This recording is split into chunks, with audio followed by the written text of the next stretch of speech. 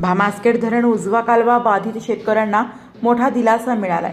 खेडचे आमदार बाबाजी काळे यांना अधिवेशन काळामध्ये खेड तालुक्यातील चाकण व परिसरातील शेतकऱ्यांनी प्रदूषण नियंत्रण मंडळाचे सदस्य नितीन गोरे यांचे माध्यमातून विनंती केल्यानंतर आमदार बाबाजी काळे यांनी तत्काळ अधिवेशनमध्ये औचित्याचा मुद्दा म्हणून भामासखेड धरण उजवा कालवा बाधित शेतकऱ्यांच्या 7-12 वरील कालव्यांचे शिटके काढण्यात यावे अशी मागणी केली। याबाबत सविस्तर चर्चा व्हावी यासाठी मंत्री राधाकृष्ण विखे पाटील यांना पत्र दिले।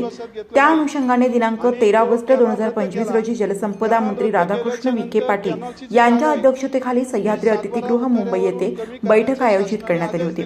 त्या बैठकीसाठी संबंधित विभागाचे सर्व अधिकारी उपस्थित होते।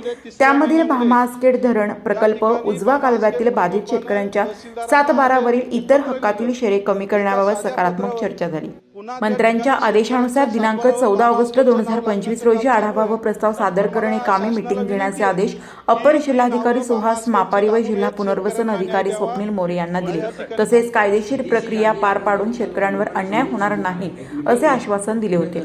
या पार्श्वभूमीवर जिल्हाधिकारी कार्यालय पुणे येथे दिनांक 14 ऑगस्ट 2025 रोजी झालेल्या पुढील बैठकीत सकारात्मक बैठक झाली। या बैठकीत तुर्तास इतर हक्क शेरे कब्जेदार सदरी लावण्याची प्रक्रिया थांबवण्याचे आदेश अपर जिल्हाधिकारी यांनी दिले।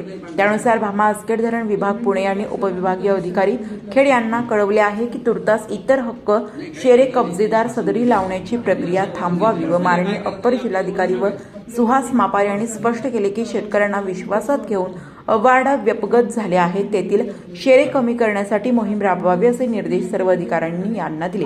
या प्रक्रियेमध्ये मंत्री राधाकृष्ण विखे पाटील, खेडचे आमदार बाबाजी काळे यांचे मोलाचे सहकार्य मिळाले।